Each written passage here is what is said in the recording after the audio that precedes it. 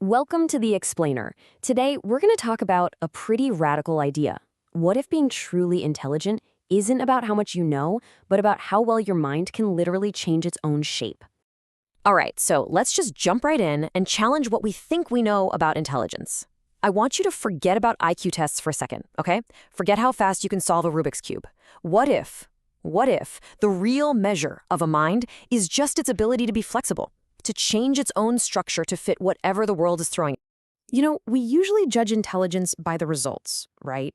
Can you solve this problem? Can you learn that language? Can you reason your way out of a tricky spot? But looking at it that way kind of misses the whole point. It's like judging a car just by how fast it goes, without ever popping the hood to look at the engine that's actually doing the work. And this is really the heart of it. The true foundation of intelligence isn't about having a brain full of facts. It's about having a brain that can adapt, a mind that can literally reorganize itself to handle whatever's coming next. Without that, you can't really stay coherent in a world that's always changing. So, how does this big structural change actually happen? Well, it all comes down to something called mode switching. The whole idea is that our minds are basically operating in one of two fundamental states, and the real magic is in our ability to flip between them. And here they are, the two core modes of thought. On one side, you've got directive mode. Think of this as your mind being a laser beam. It's all about logic, narrowing your focus, and driving straight towards a decision. Then, on the other side, you've got exploratory mode. This is your mind casting a wide net. It's open, it's creative, and it's just searching for all the possibilities out there. Now, here's the real kicker. True intelligence isn't about being a master of just one of these modes. It's not better to be a laser beam or a wide net all the time. The real genius is in the transition, the ability to fluidly and precisely switch between them depending on the situation. Okay, so how does this switch actually work? Is it just random? Nope. It's actually a pretty finely tuned process, and it's governed by four key forces that are always at play. First up is load. You can think of this as the total pressure or demand being put on your mind at any given moment. Imagine you're trying to push a heavy boulder up a hill. When that load is high, you've got a tight deadline, there's an emergency, the mental landscape gets really steep, and it forces you into that focused, directive mode just to make it to the top. Next, we have thresholds. These are basically tipping points. You know how you can add drop after drop of water to a full glass and nothing happens? Until that one final drop makes the whole thing spill over. That's a threshold. It's where a tiny change in load can trigger this huge cascading shift from one mode to the other. It's not a slow slide, it's like flipping a switch. The third one is prediction.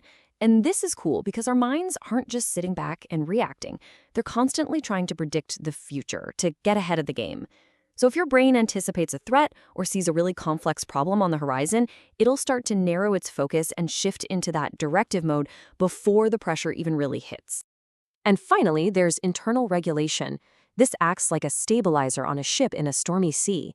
While your mind is going through this massive change, literally altering its own shape, these internal feedback loops kick in to keep everything stable. They're what stop the whole system from descending into chaos.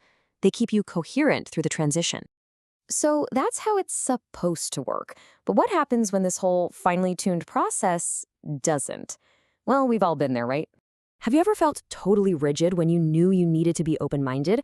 Or the opposite, completely indecisive when you just needed to make a call?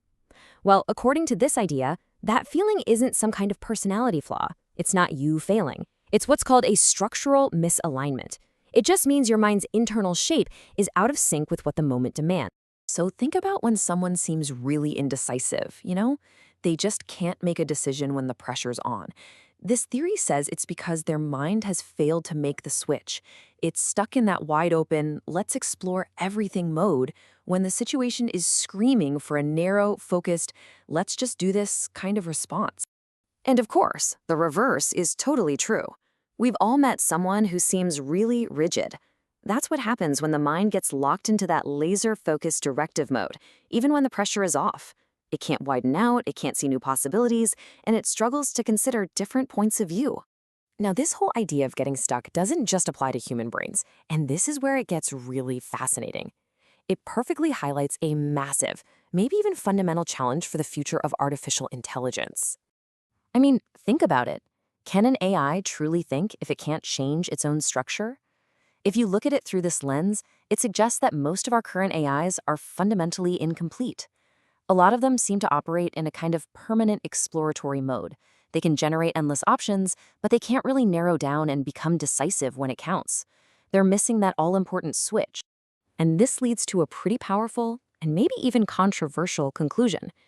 A synthetic mind, an AI that cannot change its own shape, can't really think. Without that ability to contract under pressure and then expand again when it's safe, an AI is just simulating reason. It can't truly adapt to a dynamic, changing world. And this completely reframes the whole debate around AI alignment. It suggests the goal isn't just about programming a bunch of ethical rules into a machine. No, the real challenge is building systems that are structurally compatible with us. We need to build AIs that can actually reorganize their own minds in the same dynamic way that we do. Which brings us all the way back to this really profound new way of defining intelligence. See, it's not a static thing like a library of knowledge you carry around. It's a dynamic process. It's the ability to stay coherent, to hold yourself together while you are constantly changing your internal shape. So I'll leave you with this final thought to chew on. The question isn't how smart are you? The real question is, how adaptable are you? How well does your own mind change its shape to meet the endlessly shifting, complex demands of your world?